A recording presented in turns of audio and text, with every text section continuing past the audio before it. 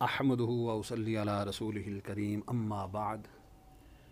فاعوذ باللہ من الشیطان الرجیم بسم اللہ الرحمن الرحیم ایود احدکم ان تکون له جنۃ من نخیل واعناب تجری من تحتها الانہار له فیہا من کل الثمرات واصابہ الکبر وله ذریۃ ضعفاء فاصابها اعصار فیہ نار فاحترقت کذالک یبین اللہ لکم الآیات لعلکم تتفکرون۔ اس کا ترجمہ دیکھتے ہیں۔ اس آیت کریمہ میں اللہ رب العالمین ارشاد فرما رہے ہیں کہ ایود احدکم ان تکون له جنۃ من نخیل واعناب، کیا تم میں سے کوئی یہ پسند کرے گا کہ اس کے پاس کھجور اور انگوروں کا ایک باغ ہو جس کے نیچے ندیاں بہتی ہوں، اس کے لیے اس میں ہر قسم کے پھل ہوں اور اسے بڑھاپا آ جائے، اور حال یہ ہو کہ اس کے کمزور اور ناتواں بچے ہوں، پھر اس پر ایک بگولا آئے جس میں آگ ہو تو وہ سارا باغ جل جائے۔ کذالک یبین اللہ لکم الآیات،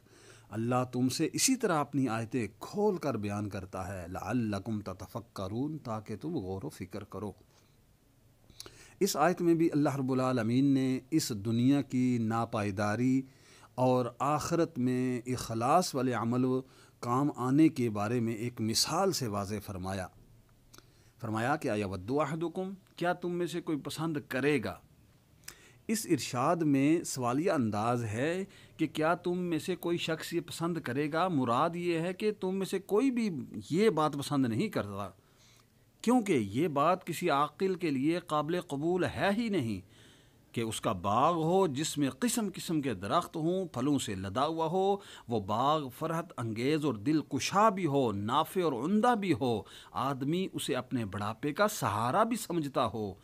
جو انسان کی حاجت کا وقت ہے اور آدمی کمانے کے قابل نہیں رہتا، اور اس بڑھاپے میں اس کے چھوٹے چھوٹے بچے ہوں جو کمانے کے قابل نہ ہوں اور وہ پرورش کے محتاج ہوں۔ الغرض کہ وہ وقت انتہائی شدید محتاجی کا ہوتا ہے، لیکن اس بڑھاپے اور حاجت کے وقت شدید قسم کی آندھی چلے اور اس آندھی کے اندر بگولے ہوں اور ان بگولوں میں آگ ہو، اور وہ آگ آدمی کے مستقبل کے اس واحد سہارے یعنی باغ کو جلا کر رکھ دے،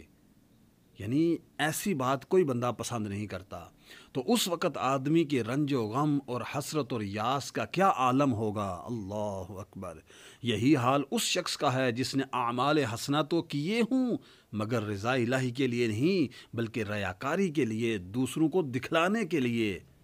اور وہ پھر اس گمان میں ہو کہ میرے پاس نیکیوں کا ذخیرہ ہے، مگر جب شدید حاجت کا وقت یعنی کہ قیامت کا دن آئے تو اللہ تعالیٰ ان سارے اعمال کو نامقبول کر دے، رد کر دے، اور اس وقت اس کو کتنا رنج اور کتنی حسرت ہوگی۔ اللہ تعالیٰ یہ آیات اس لیے بیان کرتا ہے تاکہ اے لوگو تم غور و فکر کرو اور سمجھو کہ دنیا فانی ہے اور آخرت آنی ہے۔ دنیا فانی ہے اور آخرت نے ضرور آنا ہے، تو اس آخرت کے لیے عمل کرو اور اپنے اعمال میں اخلاص پیدا کرو۔ اللہ اکبر، کس قدر دل ہلا دینے والی اللہ نے مثال بیان فرمائی ہے کہ اے کاش کہ ہم سمجھ جائیں اور اپنے تمام اعمال، نماز، ذکر و ذکار، تلاوت، نعت خوانی، حج، عمرہ، زکوٰۃ، صدقات وغیرہ اور اپنے وظائف وغیرہ لوگوں کو دکھلانے کے لیے نہیں بلکہ اللہ کی رضا کے لیے یہ سارے کام کریں۔ صدقات کو ریاکاری کی تباہ کاری سے اپنے آپ کو بچا لیں اور صدقات کو بچا لیں اور اپنے اعمال کا محاسبہ شروع کر دیں۔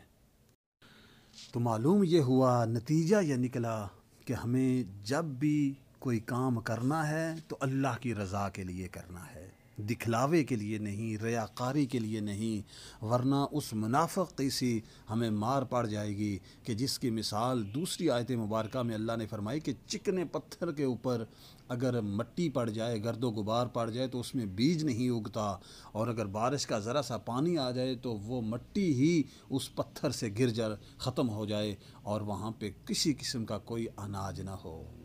یعنی منافق اور ریاکار جو بندہ ہوتا ہے اس کے اعمال کا یہی حساب و کتاب ہوگا کہ قیامت کے دن اس کا حساب و کتاب اللہ کی بارگاہ میں مقبول ہی نہیں ہوگا۔